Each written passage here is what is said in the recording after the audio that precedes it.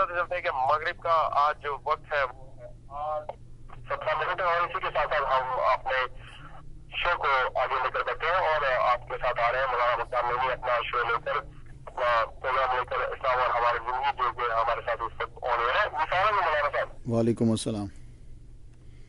औज़ु बिल्लाहि समीउल अलीम मिनश शैतानिर रजीम, बिस्मिल्लाहिर रहमानिर रहीम। तमाम नबियों के सरदार हज़रत मोहम्मद सल्लल्लाहु अलैहि वसल्लम और तमाम मज़ाहिब के सरदार दीन इस्लाम के पैरोकारों, अस्सलाम वालेकुम व रहमतुल्लाहि ताला व बरकातुहू। आपके नॉलेज में थोड़ा सा इजाफा करते हुए प्रोग्राम ये शुरू किया है कि वो कौन से मज़ाहिब थे, वो कौन से मसलक थे कि जिन्होंने इस्लाम से जो है वो उनकी हकीकी चीज़ों से रूगर्दानी कर ली, और उनमें शामिल हो गए जिनके बारे में हुज़ूर सल्लल्लाहु अलैहि वसल्लम फरमा चुके थे कि मेरी उम्मत में से 72 फ़िरके होंगे, 73 होंगे और 72 जो है वो दोज़ख में जाएंगे, एक जन्नत में जाएगा। एक फ़िरका जो है वो निकला रोशनियान, ये रोशनियान फ़िरका है। इसके बानी का नाम बायज़ीद बिन अब्दुल्ला, वालिदा का नाम बनीन बिनते मोहम्मद अमीन। अकबर बादशाह के दौर में ये फ़िरका जो है बड़ा, ये इस फ़िरके के फैलने के जो इलाक़े थे वो पेशावर और अफ़गानिस्तान के कुछ इलाके। तब पार्टीशन नहीं थी, अकबर बादशाह के दौर में पार्टीशन नहीं थी, ये सारे इलाके उसी के अंडर में थे। पेशावर था, अफगानिस्तान था, ये थे, और काफ़ी सारे काबुल और ये अफगानिस्तान के इलाके भी। फ़िरका अकायद क्या रखता है, उससे पहले अगर बानी के थोड़े से हालात जान लिए जाएं तो समझने में आसानी हो जाती है कि इस बंदे ने यह काम क्यों किया था। रोशनियान फ़िरके का बानी जो है ये बायज़ीद बिन अब्दुल्ला इब्राहिम खान लोदी के अहद में सूबा पंजाब के शहर जलंधर में पैदा हुआ था। नस्ल के बारे में हयात अफ़गानी नामी किताब में यह लिखा है कि पठानों की एक शाख उमर से ताल्लुक़ रखता था। बचपन ही से जुस्तजू में लगा रहता था, अजीब अजीब लोगों से जो है वो सवाल करता, अजीब अजीब सवाल करता। ज़मीनों आसमान हैं तो खुदा कहाँ है, ये बचपन के उसके सवाल हैं। बड़े होकर तो उसने शुरू किए बचपन में, ज़मीनों आसमान हैं तो खुदा कहाँ है, ये शैतानी सवाल होते। ज़मीन और आसमान को किसने बनाया, फलां ने बनाया, उसको बनाया, फलां फलां फलां फलां, तो आगे अल्लाह की तक बात पहुंची तो अल्लाह को किसने, बस यहाँ जब बात आए तो हुजूर सल्लल्लाहु अलैहि वसल्लम ने हमें रोक दिया, क्योंकि हम अल्लाह को समझने की कोशिश करेंगे तो हम समझ नहीं सकते। उसकी वजह हमारा इल्म और हमारा दिमाग है, दोनों जो हैं वो लिमिटेड है। तो लिमिटेड चीज़ कभी अनलिमिटेड को नहीं समझ सकती, ये असूल है। अल्लाह ताला लामहदूद है, तो आप किस तरह यहाँ इस महदूद दुनिया में रह के लामहदूद को समझे। और एक बात यह है कि जिस आदमी ने कोई फ़िरका बनाया उसका कोई टर्निंग पॉइंट होता है उसकी लाइफ के अंदर, वो उसको एकदम से फेर देता है। हमें तलाश ये करना होता है कि वो टर्निंग पॉइंट कौन सा था कि जिसने उसको एकदम से फेरा और वो असल चीज़ से हटकर उसने एक नई चीज़ जो है वो बना डाली। तो ये जो इस फ़िरके का फ़िरका रोशनियान का जो बानी था बायज़ीद बिन अब्दुल्ला, ये अपने बाप के पास काली कुरम जगह का नाम है, वहाँ रहता था। वहाँ रहते रहते इसने कुछ पैसे जमा किए। पैसे जमा करने के बाद ये समरकंद चला गया।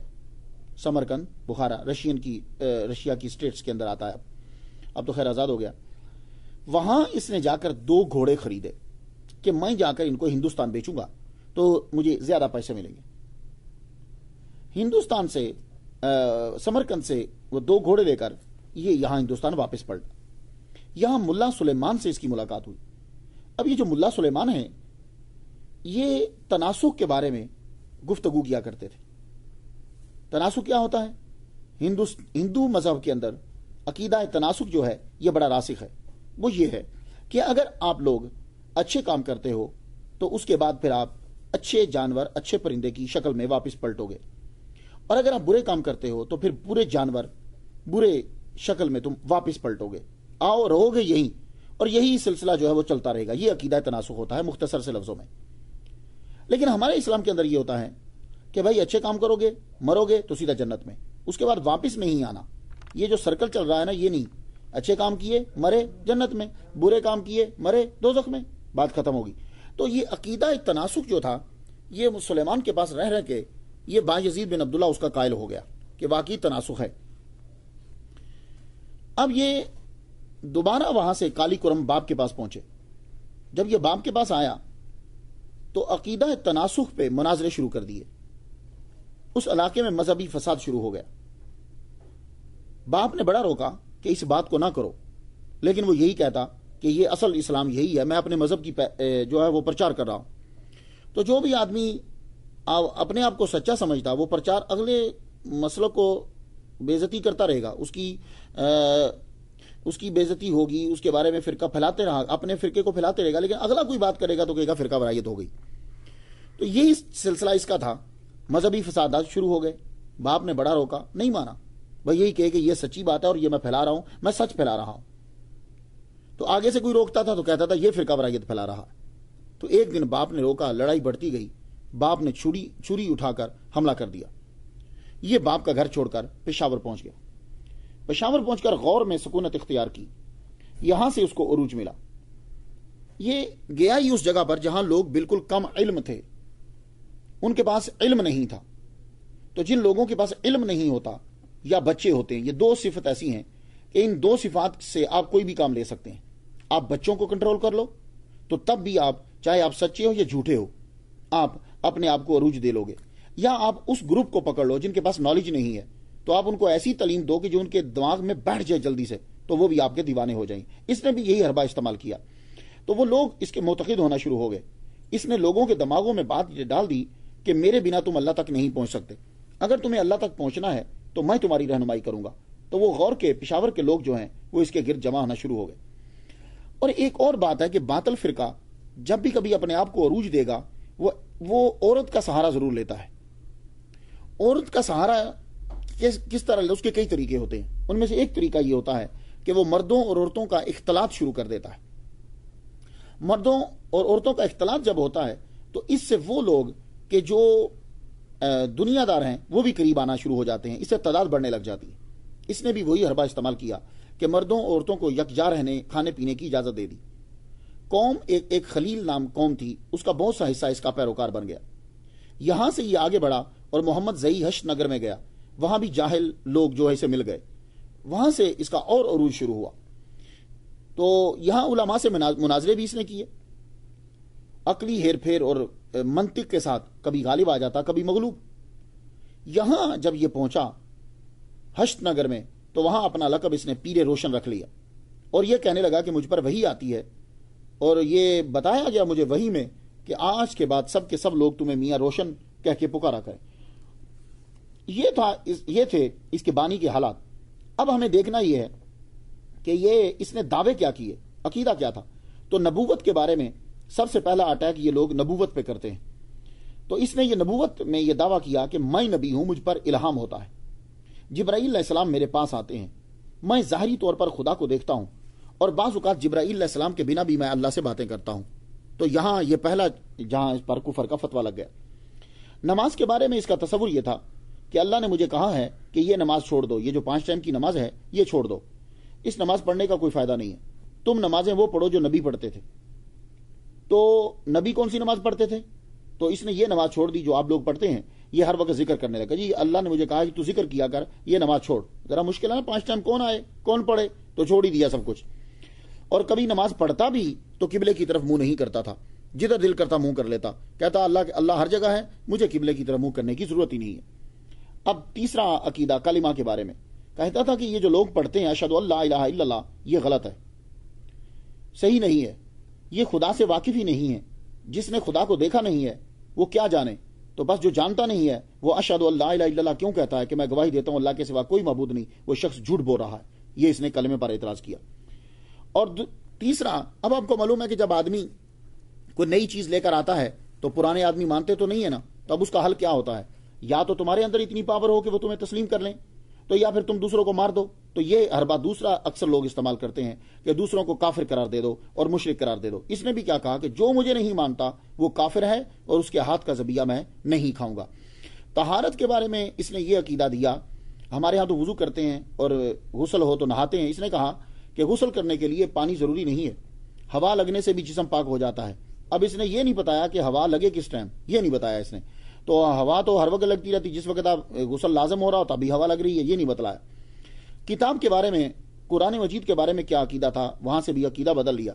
اس نے بہت سی کتابیں لکھی ہیں، اس کی ایک کتاب کا نام خیر البیان ہے، اس کو 4 زبانوں میں لکھا گیا ہے، عربی، فارسی، ہندی اور پشتو میں۔ اس کا دعویٰ یہ تھا کہ اس کتاب کے اندر وہ باتیں ہیں جو اللہ نے مجھ سے کی ہیں، اس لیے اس کے پیروکار اس کتاب کو صحیفہ الہی کا درجہ دیتے ہیں۔ تو ہر آدمی کو یہ قتل کر دیتا تھا۔ اب یہ ہے کہ آدمی جو اس کے پیروکار ہیں وہ پوچھتے تھے کہ ہم ان کو کیوں ماریں، یہ تو مسلمان ہیں۔ تو اس کے لیے یہ جواب دیتا تھا کہ دیکھو، جو آدمی خود شناس اور خدا شناس نہیں ہے، اولئک کالانعام بل ھم اضل، وہ جانور ہیں۔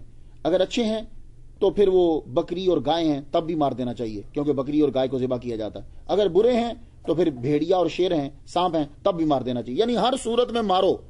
تو قرآن کی آیت پڑھ کر بندوں کو مطمئن کر دیا، مارو۔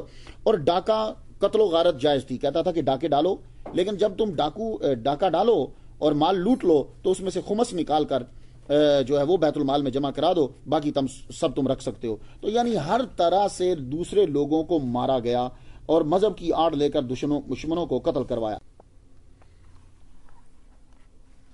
آئیے حالات دیکھتے ہیں کہ اس بانی کے ساتھ پھر کیا ہوا۔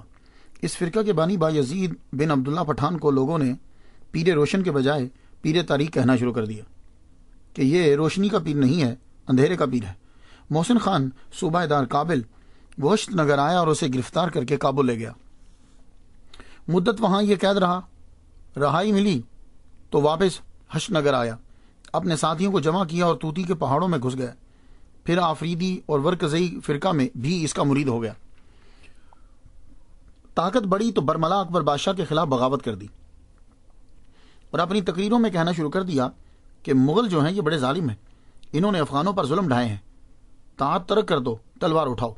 بس کیا تھا، مذہب ختم، ذاتی دشمنی شروع ہو گئی اور بدلہ لینے کے لیے قومیت کو ہوا دی۔